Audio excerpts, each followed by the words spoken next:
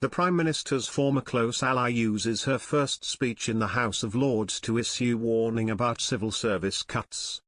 Sir Keir Starmer's former Chief of Staff Sue Gray used her first speech in the House of Lords to condemn Number 10's plans to slash the size of the civil service. Baroness Gray hit out after the government vowed to cut the cost of Whitehall by 15%, saving £2.2 billion, with civil servants encouraged to resign through voluntary exit schemes, while top civil servants will be denied pay rises and eventually fired if their performance is considered poor. Number 10 has denied reports that the policy is known as Operation Chainsaw, but Sir Keir has criticised an overcautious flabby state and complained, "The civil service has grown by 130,000 since the referendum, and yet frontline services have not improved."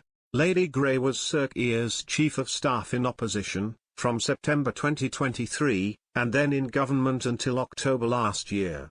But speaking in the House of Lords, she said, "I would caution all of us to be careful, not only about our decisions but our language also. When we hear phrases with blobs, pen pushers, axes, chainsaws and other implements, they hear it too. Difficult decisions are needed, of course, and the civil service will be keen to be part of any reform journey, but we need them and other public servants to succeed. I will continue to support a progressive civil service.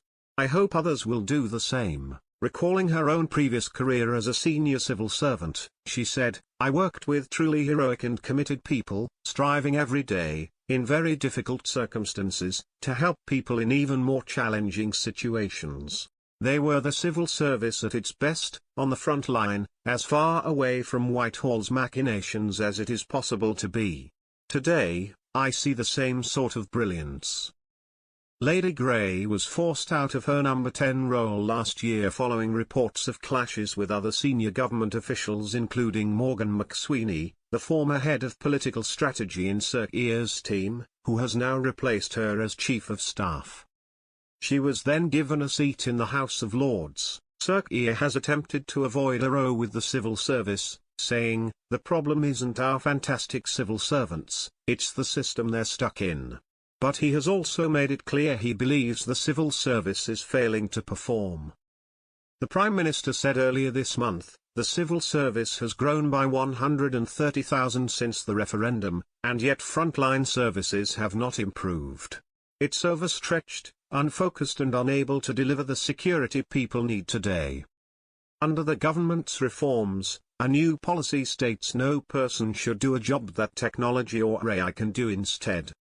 Employment policies will make it easier to encourage failing officials to quit their jobs, while the highest paid will be put on a personal development plan if they fail to deliver, with a view to dismissing them if they do not improve in 6 months.